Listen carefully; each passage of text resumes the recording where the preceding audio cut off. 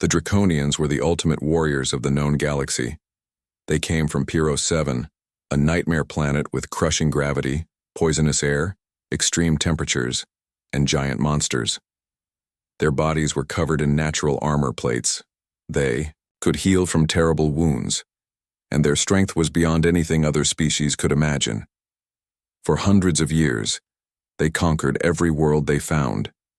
All other intelligent species seemed weak and fragile to them, coming from what the Draconians called garden worlds. Commander Krell stood on the bridge of his massive warship, the Claw of Dominance. His scaled skin showed many battle scars, each one considered a mark of honor among his people. He studied the information about the new star system they had just entered. Their sensors had picked up radio signals from the third planet. The technology seemed primitive by Draconian standards, but it meant there were thinking beings living there. "Another easy victory for our empire," said Lieutenant Vax, who stood beside him. Vax's jaw parts clicked together in excitement at the thought of battle. Krell nodded, but something about the early scans bothered him. The planet showed unusual readings, many different types of environments, significant changes in the atmosphere, from place to place, and surprisingly high levels of background radiation. Still, it was nothing compared to the hellish conditions of Pyro 7. "Prepare a diplomatic team," Krell ordered. This was standard procedure before invasion. Send a small group to learn about the local species before crushing them. The team selected a landing spot in an area the local broadcast called Montana, which seemed far from large population centers where their arrival might be noticed too soon. None of the Draconians expected that a human named Alan Miller would be the first person they met, or that this meeting would be the beginning of their greatest challenge. Alan was checking trails in the national park where he worked as a ranger when he spotted what looked like a metal object falling from the sky. At first, he thought it was a meteor, but its descent was too controlled. When it landed in a clearing about 2 miles away, he radioed his location to headquarters and went to investigate. The Draconian ship was smaller than Alan expected an alien spacecraft to be, about the size of a bus. As he approached carefully, a door slid open on its side. Alan's hand moved to his radio, but he didn't call in yet. If these were really aliens, he didn't want to cause a panic before understanding the situation. 3 figures stepped out of the ship. Alan's eyes widened. They stood at least 8 feet tall, with powerful bodies covered in dark green scales. Their heads looked somewhat like dinosaurs, with yellow eyes and rows of sharp teeth. They wore what seemed to be armor, and carried objects that Alan guessed were weapons. Alan took a deep breath. "Hello," he said simply, raising his empty hands to show he meant no harm. The largest of the aliens stepped forward. A device on its chest glowed, and then words came out, slightly mechanical but understandable. "I am Ambassador Zor of the Draconian Empire. This planet is now under our protection and control." Alan blinked. "That's quite a statement. I'm Alan Miller, Park Ranger. This is United States territory, and I don't think our government would agree to being controlled by anyone else." The aliens made a sound that might have been laughter. "Resistance is unnecessary. We come from Pyro 7, the harshest world in the galaxy. Your kind could not survive a day there. We are stronger, faster, and more advanced than you. All species we encounter eventually understand this." Alan noticed dark clouds gathering on the horizon. "Look, there's a storm coming. Maybe we should continue this conversation somewhere sheltered. My cabin is about 5 miles from here." The aliens looked at each other, clearly surprised by his calm reaction. Ambassador Zor nodded. "We will observe your dwelling and learn about your species." As they hiked through the Montana wilderness, Alan pointed out features of the landscape and answered the aliens' questions. The Draconian seemed amazed by how easily he moved across the rough terrain. After about an hour, the largest alien, who had introduced himself as Gorvin, began breathing heavily. "Your atmosphere is strange," Gorvin said. "It feels too light." "Our air is about 21% oxygen," Alan explained. "Is that different from your world?" "Pyro 7 has 15% oxygen but under triple the atmospheric pressure," Ambassador Zor said. "Your air feels thin to us, though the oxygen content is higher." By the time they reached Alan's cabin, the Draconians were visibly struggling. Their movements were slower, and they seemed uncomfortable. The storm had started, rain falling steadily. "Please come in," Alan said, opening the door. The aliens had to duck to enter the simple two-room structure. "You live here alone?" Zor asked, looking around at the basic furniture and equipment. "Most of the time," Alan said. "It's my job to watch over this section of the park, maintain trails, and help lost hikers. There's another ranger station about 20 miles south." The aliens exchanged glances. "You patrol this territory alone? Without a battle unit?" "There are bears and mountain lions out there, but they usually avoid humans," Alan explained. "The real dangers are weather, getting lost, or falling injuries." As the evening continued, Alan made coffee and shared some basic supplies with his unexpected guests. The Draconians seemed increasingly uncomfortable. One of them, a scientist named Lear, took readings of the air and seemed concerned. "There are microscopic organisms everywhere," she said to Zor. "In the air, on surfaces, even on our host. Bacteria and other microbes," Alan explained. "They're all around us. Some are harmful, but most are either helpful or just neutral." That night, as the storm grew stronger outside, the Draconians set up communication with their ship in orbit. "Commander," Krell's face appeared on a small device. He listened as Zor reported their initial findings. "The gravity is lower than our simulations predicted," Zor said, "and the microbial life is far more diverse and abundant than anything we've encountered. The human shows remarkable comfort in conditions that should be challenging." Krell frowned. "Continue observations. Full invasion preparations will wait for your complete report." By morning, the youngest Draconian Vex had developed what appeared to be an allergic reaction. His scales had turned a dull gray in patches, and he was having trouble breathing. "What's wrong with him?" Alan asked, genuinely concerned. "Unknown," Lear said, scanning Vex with a handheld device. "His immune system is attacking something, but we can't identify the trigger. It could be anything. Pollen, mold from the damp weather, even something in our food," Alan suggested. Ambassador Zor looked troubled. "In all our conquests, we have never encountered a world that attacked us simply through its natural environment." Alan helped them call for a medical evacuation from their ship. As they waited, he noticed all three aliens were showing signs of discomfort now. "Perhaps," Alan said carefully. "There are different kinds of harsh worlds. Yours has obvious dangers: gravity, temperature, predators. Ours might be more subtle, but no less challenging." As the Draconian medical team arrived in a small shuttle, Ambassador Zor looked at Alan with new respect. "We may have underestimated your world, Alan Miller, and perhaps your species as well." Little did the Draconians know that their greatest challenge had only just begun. 1 week after the first meeting with Alan Miller, the Draconian diplomatic team was in serious trouble. What had started as minor discomfort had grown into a medical crisis. The team was now confined to their ship, which had landed in a remote area guarded by U.S. military forces. The American government had learned of the alien visitors when Alan reported the encounter to his superiors. Inside the Draconian vessel, Ambassador Zor lay on a medical bed, his normally bright green scales now pale and flaky. Dr. Lear moved around him, checking various machines and injecting medicines into his arm. "The infection spreads," she reported to Commander Krell, who watched from a communication screen. 3 more crew members show symptoms. Vex is stable but still weak." "How is this possible?" Krell demanded. "We have conquered worlds with acid oceans and radiation levels that would kill most species instantly. How can this seemingly mild planet affect us this way?" "Earth is not mild," Dr. Lear explained. "It is hostile in ways we never considered. The microscopic life forms here are incredibly aggressive and diverse. Our immune systems have never encountered anything like them. And there are other problems. The lower gravity is causing muscle weakness. The variable temperature and humidity confuse our thermal regulation systems." Outside the ship, a temporary research facility had been set up. Dr. Susan Rodriguez, a biologist specializing in immunology, had been brought in by the government to study the Draconians. She worked alongside other scientists who were trying to understand the alien physiology. Their immune systems are impressive against threats. They know, Susan explained to General Richard Webb, the military officer in charge of the operation.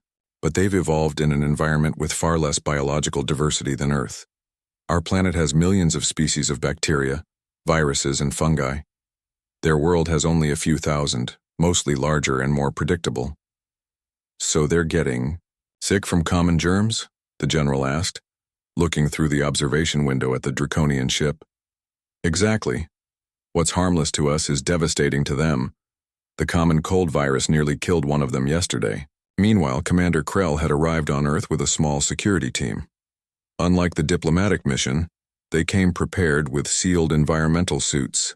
Krell's massive form, now encased in a high-tech suit with a clear helmet showing his reptilian face, moved through the human facility with obvious discomfort. This is humiliating, he growled to Lieutenant Vax. The most powerful warriors in the galaxy, forced to wear protection against invisible enemies. The invasion fleet awaits your order, Commander, Vax replied quietly.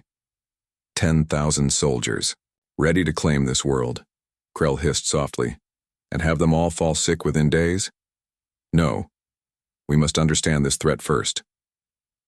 Inside a meeting room, Krell faced General Webb and a team of human scientists and military advisors. Despite his environmental suit, the draconian commander still towered over the tallest humans.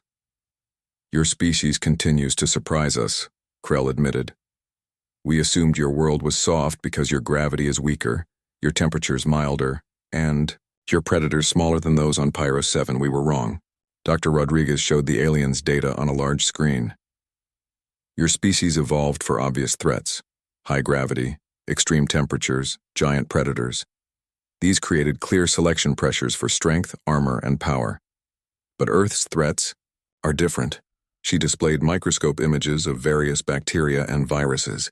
Our world has been shaped by billions of years of biological warfare at the microscopic level. Our bodies fight off thousands of potential infections every day. To demonstrate her point, Dr. Rodriguez brought in William Porter, a local mountain climber who had volunteered to help with the research. Will was average in most ways, a fit but not exceptional human in his 30s. Will recently climbed Mount Rainier, Susan explained. During that climb, his body endured temperature changes from hot to freezing, altitude changes that reduced oxygen levels by 40%, periods of extreme exertion followed by rest, and exposure to wind, rain, and sun.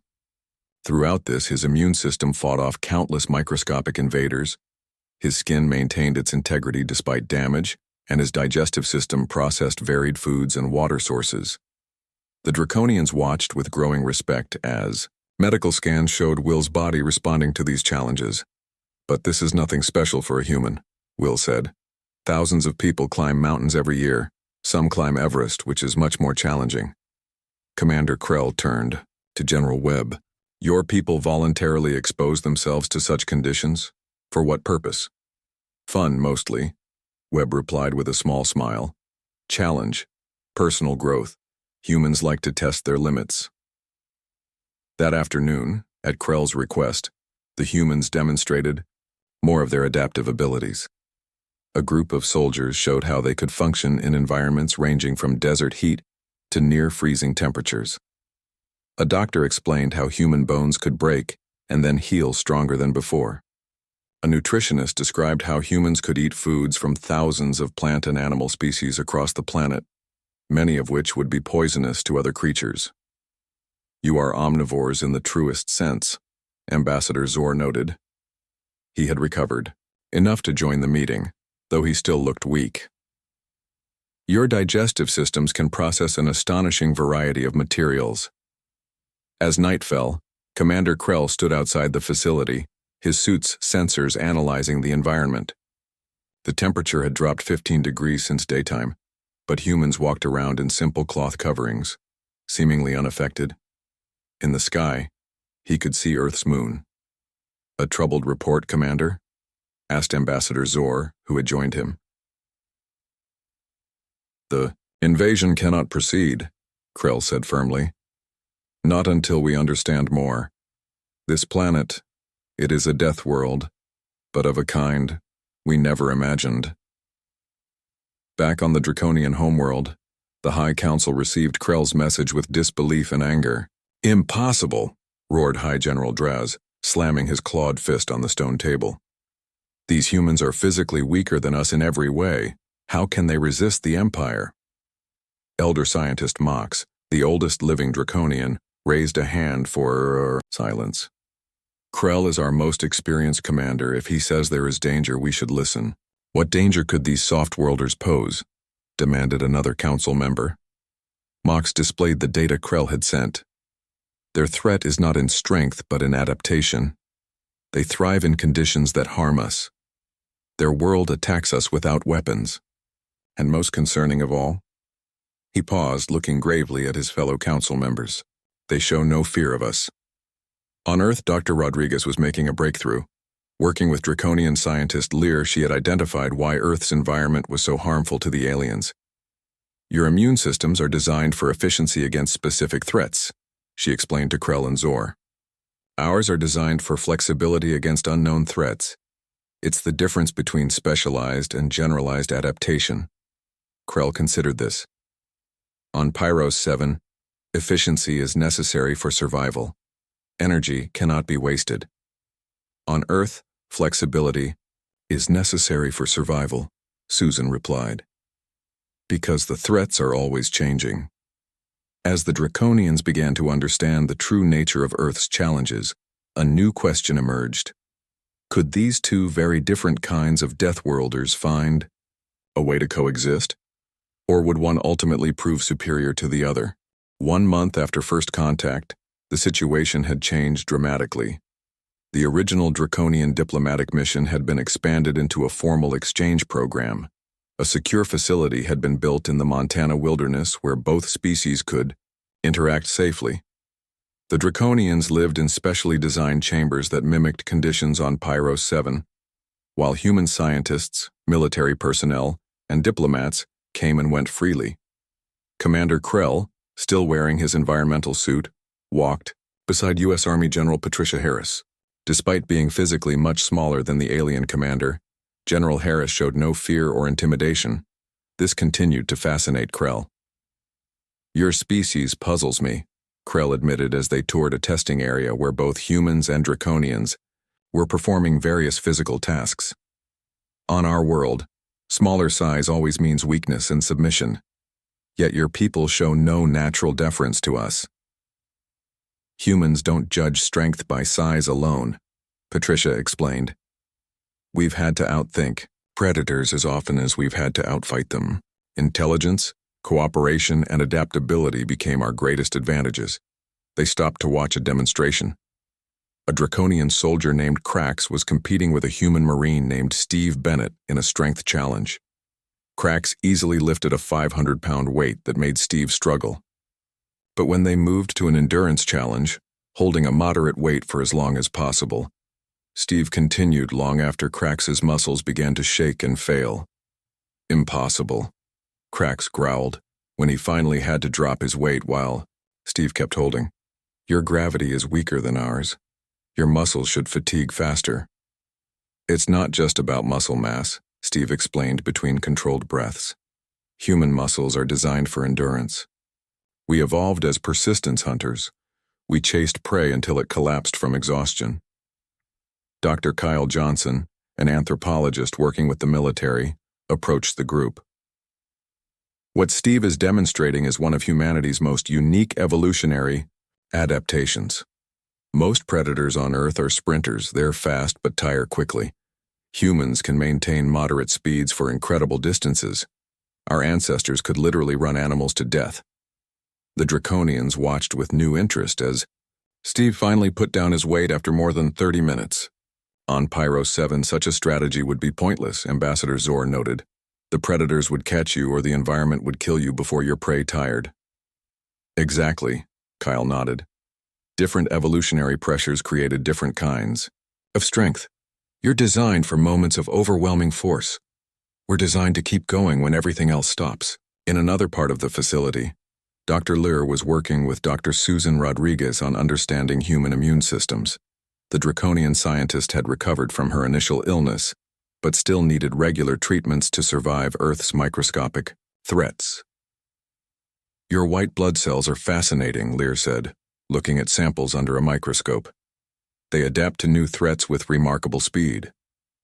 "Evolution forced us to develop flexible defenses," Susan explained. "Earth has too many potential pathogens for a rigid immune system to handle." Lear turned to her human colleague. "But such flexibility must come at a cost. Your bodies use much energy maintaining these complex immune responses." Susan nodded. "True. That's why humans need so much food and rest compared to your species. Your bodies are more efficient with energy. You can go weeks without eating if necessary. We need regular meals." This exchange of information continued across all areas of the facility. The Draconians learned that humans could adapt to almost any environment on their planet, from Arctic cold to desert heat, from mountain heights to ocean depths. Humans, meanwhile, learned about the incredible specializations that allowed Draconians to survive on their hellish homeworld. But the most surprising discovery came when a group of civilian hikers accidentally wandered into a restricted zone, where Draconian troops were conducting physical training exercises. Rather than immediately escorting the humans out, the curious Draconian officer in charge invited them to participate in some basic drills. The hikers, carpenter Jeff Brown, teacher Lisa Murray, and office worker Nancy Clark, were ordinary people with no special training. Yet when the Draconians challenged them to various tests, the results shocked everyone. In pure strength contests, the Draconians dominated. But in tests involving heat regulation, the humans showed remarkable abilities. While the Draconians quickly overheated in Earth's humidity despite being from a hotter world, the humans' sweating mechanism kept their bodies cool and functioning. "Their thermal regulation is superior to ours in these conditions," reported the Draconian officer to Commander Krell. "They lose heat through their skin without depleting energy reserves. Our cooling methods require significant energy." Even more surprising was when Lisa Murray, the school teacher, showed no ill effects from drinking water that contained microorganisms that would have sickened a Draconian. "Your digestive system destroys potential threats automatically," Dr. Lear said with obvious envy. "Ours must be trained to recognize each new pathogen." Commander Krell watched all these demonstrations with growing concern. He sent private communications to the High Council on Pyro 7, explaining that a traditional conquest of Earth might be impossible. "The humans do not need to defeat us in battle," he reported. "Their world defeats us for them. Every day, our troops spend here, they grow weaker while the humans remain strong. Our environmental suits and chambers cannot protect us indefinitely." The High Council was divided. Some members demanded immediate military action before the humans could develop ways to use their biological advantages as weapons. Others, including elder scientist Mox, urged caution and further study. "We have never encountered a species like this," Mox reminded the Council. "Their adaptability may make them valuable allies rather than conquered subjects." Back on Earth, an incident changed everything. A malfunction in one of the environmental chambers exposed 3 Draconians to Earth's atmosphere without protection. 2 immediately collapsed with severe respiratory distress. The third, a young soldier named Rexar, showed milder symptoms. Dr. Susan Rodriguez rushed to treat them, working alongside Draconian medics. The 2 sicker Draconians were stabilized and placed in emergency isolation, but Rexar, though ill, remained conscious and breathing. "His reaction is different," Susan noted, checking his vital signs. "His immune system isn't going into complete shock like the others." Dr. Lear ran tests on Rexar's blood. "Impossible," she whispered, checking the results again. "His cells show adaptation to Earth microbes. He's developing immunity naturally." This discovery stunned both species. After further testing, they confirmed that Rexar had a rare genetic mutation that allowed his immune system to adapt more like a human's. It wasn't as effective as a true human immune response, but it was enough to potentially allow him to survive on Earth with minimal protection. 1 in thousands, Dr. Lear estimated. Perhaps 1 in 10,000 Draconians might have this capability. Commander Krell immediately recognized the significance. If some of our kind can adapt to Earth, and if this trait can be studied and perhaps enhanced, then cooperation becomes more valuable than conquest, General Harris finished for him. For the first time, both species began to consider a future where they might work together rather than fight for dominance. The ultimate Deathworlders had found in each other not enemies but counterparts, each formidable in their own way, each with strengths the other lacked. As Rexar recovered, becoming the first Draconian who could breathe Earth's air for extended periods without protection, both humans and Draconians realized that they stood at the beginning of a new chapter in galactic history. 6 months after first contact, the relationship between humans and Draconians had changed completely. What began as a planned conquest had evolved into a cautious partnership. The Draconian Empire, for the first time in its history, had been forced to accept that there were forms of strength beyond physical power. Commander Krell, now serving as the official Draconian ambassador to Earth, stood before the United Nations Security Council in New York.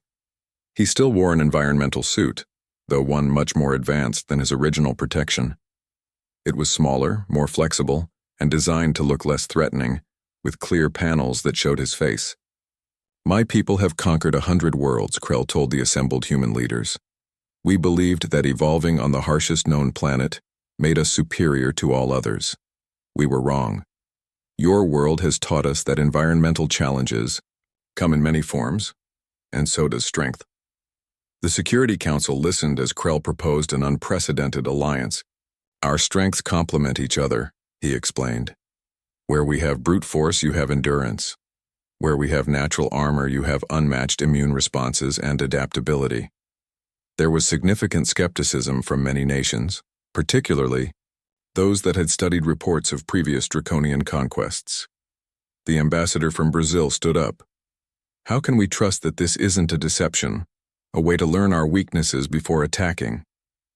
Krell's reptilian features couldn't form a human smile, but his voice carried sincerity. "Because every day we spend on your world makes us weaker, not stronger. We cannot conquer Earth. Your microscopic life forms do more damage to us than our weapons could ever do to you." Professor Laura Martinez, who had been studying Draconian biology, stepped forward as an advocate for cooperation. She had spent months working with Dr. Lear and had made significant breakthroughs in understanding both species. "The Draconians can teach us how to survive conditions of extreme gravity and pressure," she argued. "This knowledge is essential for our deep space exploration, and we can help them develop medical treatments that might allow them to adapt to more diverse environments." After days of debate, a tentative agreement was reached. A joint Draconian human science and exploration initiative would be established, with strict security protocols to protect both species' interests. Meanwhile, the case of Rexar, the Draconian soldier who showed natural resistance to Earth's environment, had opened new medical possibilities. Dr. Susan Rodriguez and Dr. Lear worked together, studying his unique genetic structure. "His immunity isn't as comprehensive as a human's," Susan explained to a team of medical researchers. "But it's enough to prevent the catastrophic reactions we've seen in other Draconians. The interesting part," Dr. Lear added, "is that his genetic pattern shows similarities to ancient Draconian DNA. Our ancestors, before they evolved on Pyros 7, may have had more adaptive immune systems. They lost this flexibility as they specialized for our harsh world." This discovery led to experimental treatments. Using genetic therapy techniques developed by both species, they began testing methods to activate dormant genes in Draconian volunteers. Progress was slow, but promising. Some Draconians showed improved resistance to Earth microbes after treatment. The real test of the new human-Draconian relationship came unexpectedly. A Draconian scout ship exploring Earth's upper atmosphere developed engine problems and crashed in the Himalayan mountains.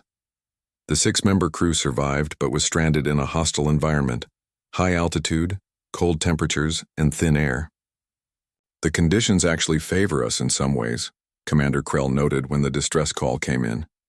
"Cold and thin air are similar to parts of Pyros 7, but the rescue will be difficult." The ship landed on an unstable slope at 18,000 feet elevation. Joint rescue team was quickly assembled. 10 Draconians would provide strength and technical expertise to repair the ship if possible. 8 humans, all experienced mountain climbers and rescue specialists, would navigate the treacherous mountain terrain. Mountain guide Frank Wilson led the human team. At 45, he had climbed some of the world's highest peaks and rescued dozens of stranded climbers over his career. He met with the Draconian team leader, Captain Draz, to plan the mission. The biggest challenge will be the combination of altitude and temperature, Frank explained. Humans struggle above 8,000 meters without supplemental oxygen. How will your team handle it? The thin air is not a problem for us, Draz replied. Our lungs evolved to extract oxygen efficiently, but the cold combined with Earth's microorganisms could be dangerous. Our environmental suits must remain sealed. The rescue mission departed by helicopter, landing as close to the crash site as possible before continuing on foot. Almost immediately, the different strengths of each species became apparent. The Draconians moved massive fallen boulders that blocked the path with ease, their strength undiminished by the altitude. However, their bulky environmental suits made it difficult to navigate narrow ledges and ice fields. The humans, meanwhile, moved with surprising speed and agility across the dangerous terrain, their bodies accustomed to balancing and adapting to changing surfaces. Remarkable, Captain Draz commented as he watched Frank Wilson scout a path across a seemingly impassable glacier crevasse. Your species appears physically weak, yet you thrive in environments that should kill you. We're built for adaptation, Frank replied. Humans have lived in the Himalayas for thousands of years. Our bodies adjust to the altitude over time, making more red blood cells, changing our breathing patterns. When they finally reached the crashed ship, they found 5 crew members alive but 1 officer seriously injured. The Draconians immediately began repairs while the humans set up a medical station. The injured officer, Lieutenant Clar, had a broken leg and internal injuries. His environmental suit was damaged, exposing him to Earth's atmosphere. Despite treatment, his condition worsened as Earth microbes invaded his system. He's dying, Dr. Lear reported after examining him. His immune system is collapsing, and the ship won't be ready to fly for at least 12 hours. Frank Wilson made a decision that would change relations between the species forever. I'll carry him down to the lower camp. The medical equipment there might save him. Captain Draz shook his head. Impossible. He weighs over 400 pounds in his damaged suit. No human could carry that load at this altitude. Watch me, Frank said simply. Using a modified carrying harness and sheer determination, Frank began the treacherous descent with the injured Draconian strapped to his back. The journey that should have been impossible continued for 7 grueling hours. Frank moved slowly but steadily, stopping only briefly to catch his breath and take sips of water. When they finally reached the medical camp, both Frank and Lieutenant Clar were near collapse, but alive. The human mountain guide had accomplished something no Draconian would have thought possible. As medical teams rushed to treat both of them, word of Frank's feat spread rapidly through both human and Draconian communications.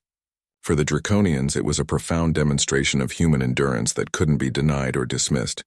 In the days that followed, as both Frank and Lieutenant Clar recovered, the rescue became a symbol of what the two species could accomplish together. The Draconian High Council, which had remained skeptical about alliance rather than conquest, finally acknowledged that humans possessed strengths worthy of respect. Elder scientist Mox addressed the council. For generations, we have measured worth by the standards of Pyro 7. Perhaps it is time to recognize that there are other forms of strength in the galaxy, forms we have never considered. 2 years after the Draconians first arrived on Earth, the galaxy's power structure had fundamentally changed. The Draconian Empire, once feared conquerors who believed strength came only from physical power, had entered into the first equal partnership in their history. What began as a planned invasion had transformed into the most significant scientific and cultural exchange known to either species. The Joint Human-Draconian Exploration Initiative had established its headquarters on Europa, Jupiter's ice-covered moon. There, a massive station named Unity Point orbited above the frozen surface. The station was divided into separate environmental zones, some mimicking Earth conditions, others recreating the harsh environment of Pyro 7, and some designed as neutral meeting spaces where both species could interact comfortably. Ambassador Krell, no longer wearing his full environmental suit, stood before a gathering of representatives from 12 different species. Some were former subjects of the Draconian Empire, now elevated to partner status. Others were newly discovered civilizations, invited to join the growing galactic community. Krell's appearance had changed over the past 2 years. He still wore a breathing apparatus that filtered Earth microbes, but the rest of his body was exposed to the station's controlled atmosphere. His scales showed the subtle changes that came from the genetic treatments developed by human and draconian scientists. Slightly softer, more flexible, with improved ability to regulate temperature. For generations, we draconians believed that evolving on the harshest known world made us superior to all others, Krell said, his voice carrying humility that would have been unimaginable when he first encountered humans.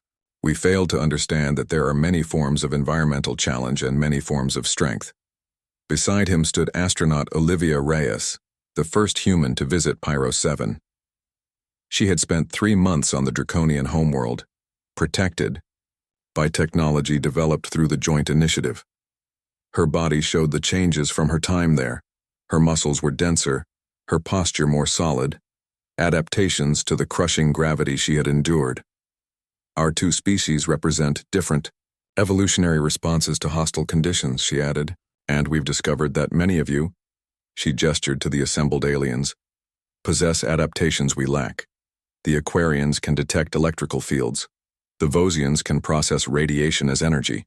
Each sentient species has evolved remarkable solutions to their homeworld's challenges. The most profound change was not technological but philosophical. The concept of Deathworlders had given way to a new understanding of evolutionary adaptation.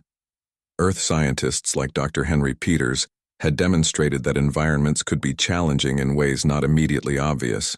Microbial diversity, atmospheric composition, radiation levels, gravitational inconsistency. Dr. Peters presented his findings to the gathered representatives. The old classification system ranked planets only by obvious threats: gravity, temperature, predators. Our new index recognizes that a world with moderate gravity, but high microbial diversity, like Earth, can be just as challenging as a high-gravity world with simple ecosystems, like Pyro 7. Meanwhile, the Draconian Genetic Engineering Division, led by Chief Scientist Drex, had begun developing treatments that would eventually allow their species to survive unassisted on Earth and similar planets. The changes were gradual but promising. Each new generation of treated Draconian showed improved resistance to Earth microbes and better adaptation to variable conditions. We are recovering abilities our species lost during our evolution on Pyro 7, Drex explained to a group of visiting scientists. Our ancestors, before they settled on our homeworld, likely had more flexible immune systems and greater adaptability. Humans were benefiting equally from the exchange. Using draconian genetic research, medical treatments had been developed that increased bone density, muscle efficiency, and radiation resistance. These enhancements made extended missions to high-gravity worlds possible for specially trained astronauts, like Olivia Reyes, Frank Wilson, the mountain guide who had carried an injured draconian down from the Himalayas, had become something of a celebrity among both species. Now serving as a training instructor for the joint exploration teams, he worked with both humans and draconians, preparing for missions to new worlds. The rescue wasn't about extraordinary strength, Frank explained, to a mixed class of human and draconian trainees. It was about endurance and adaptation, knowing how to pace myself, how to use the terrain, how to keep going when everything in my body wanted to stop. Lieutenant Clar, the draconian officer whose life Frank had saved, nodded in agreement. On Pyro 7, we are taught that overwhelming force solves all problems. Earth taught us that persistence often succeeds where force fails. The most remarkable success story remained Rexar, the draconian soldier who had shown natural resistance to Earth's environment. After 2 years of treatments and careful exposure, he could now live on Earth without any protective gear for extended periods. He worked as a liaison officer at the Joint Research Facility in Montana, moving between human and draconian environments with ease. I remember when I first became sick from Earth's air, Rexar told a documentary crew filming the facility. I thought I was dying. Now I can breathe it freely, I can taste human foods, I can feel rain on my scales. These experiences would have been impossible to imagine before. Not everyone embraced the new partnership. Some human nations remained deeply suspicious of draconian intentions, keeping limited contact with the former conquerors. Similarly, certain factions within the Draconian Empire viewed the alliance as weakness, arguing that their species had compromised their warrior heritage. But these voices grew quieter as the benefits of cooperation became increasingly clear. The joint exploration teams discovered resources and technologies that neither species could have accessed alone. Medical breakthroughs improved lives across both civilizations, and the combined defensive capabilities of humans and draconians created a security partnership that deterred potential threats from the deeper reaches of the galaxy. On the newly established colony world of Harmony, human and draconian settlers worked side by side, creating the first truly mixed community. The planet had been carefully chosen, challenging enough to interest draconians but not so extreme that humans couldn't adapt. Special habitats catered to the needs of both species, while community spaces were designed to facilitate interaction. Colony leader Grace Chen watched as a group of human and draconian children played together in a specially designed park. The draconian young were naturally stronger, but the human children showed greater agility and creativity. Together, they had invented games that utilized both species' strengths. That's the future right there, Grace said to Rexar, who had come to evaluate the colony's progress. They don't see different species, they just see different abilities, all valuable in their own way. Rexar nodded, watching the children with interest. On Pyro 7, we teach our young that strength is everything. Here they learn that diversity of strength is everything. As the unified exploration fleet prepared for its first mission beyond known space, both humans and draconians looked to the stars with new perspective. The ultimate Deathworlders had found in each other not enemies, not even just allies, but complementary parts of a greater whole. Their combined abilities opened possibilities neither could have achieved alone. There are more worlds out there than either of our species has imagined, Ambassador Krell remarked to Olivia Reyes as they viewed the stars from Unity Point's observation dome. And now together, we can explore them all. Olivia smiled. Not bad for a couple of species from death worlds. The most dangerous worlds, Krell agreed, often produce the most remarkable life.